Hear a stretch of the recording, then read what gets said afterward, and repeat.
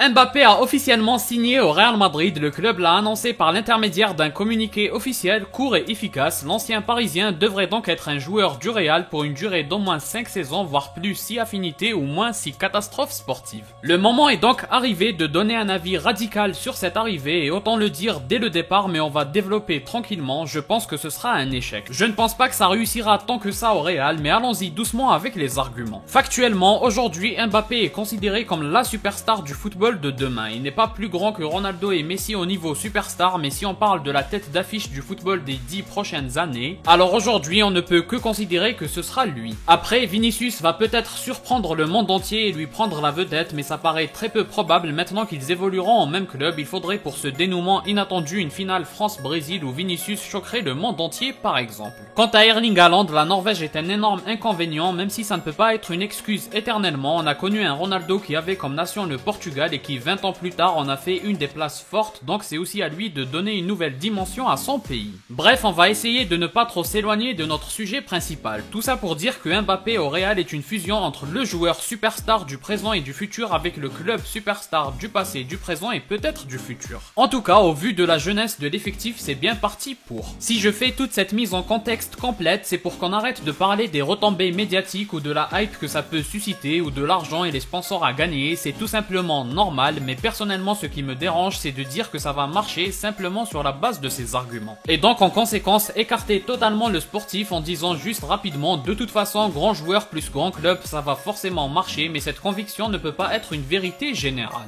Parce que s'il s'agit de nombre de likes, d'émissions, de vues, etc. sur les réseaux sociaux, Taylor Swift a aussi rempli le Bernabéu. Donc cet argument quand on parle du futur du Real Madrid avec Mbappé c'est vraiment fatigant. Pour moi l'essentiel c'est de se concentrer sur l'essentiel et qui est le sportif. Franchement, quand je vois Ronaldo être optimiste, même si j'imagine mal de sa part une réaction publiquement pessimiste, donc forcément s'il réagit c'est pour dire du positif, mais on sait jamais si c'est honnête ou non. Après, puisqu'il s'agit de CR7 et qui est du genre à dire les choses comme il les pense, je préfère croire qu'il pense ce qu'il dit. Et de toute façon, dans tous les cas c'est plutôt vrai, Mbappé devrait briller et faire briller le Real Madrid. Mais c'est quoi la définition d'une réussite au Real aujourd'hui? Mettre 30 ou 40 buts, toutes compétitions confondues, ou battre Manchester City et le Bayern en Ligue des Champions? Personnellement, je n'ai aucun doute sur le fait que Mbappé mettra beaucoup de buts et vu la situation du Barça, il prendra quelques Ligue 1. Mais pour que son passage soit totalement une réussite, il faudrait que pour le bilan de sa période au club, le Real doit avoir gagné un grand pourcentage de Liga et un grand pourcentage de Ligue des Champions. Sans oublier qu'individuellement ce ne sera pas trop compliqué, même si l'incohérence du trio d'attaque mérite une vraie analyse, mais quoi qu'il se passe, il mettra beaucoup de buts et le Real devrait faire partie régulièrement du podium de la Ligue 1. Si le Real ne réussit même pas ça, là c'est pas une question de ne pas réussir, ce serait plutôt un échec cuisant. Par contre, la question des Ligues des Champions, là j'ai d'énormes doutes. Le problème de la cohérence tactique ne sera révélé que dans les grands matchs. L'ego des joueurs sera apparent à ce moment-là. Certains disent que Mbappé va faire le nécessaire, mais on a zéro garantie puisqu'il ne l'a jamais fait, même pour son pays. C'est aussi toute la difficulté du défi qui se dresse devant Mbappé, c'est-à-dire qu'on part du principe qu'il n'a pas d'autre choix que de marquer plusieurs dizaines de buts et de gagner quelques Ligue 1. Mais là où il est vraiment attendu, c'est les grands chocs en Ligue des Champions, et là ça risque d'être hyper compliqué, et à l'instar d'un Ronaldo et Messi, on dit bravo quand ils marquent 60 buts,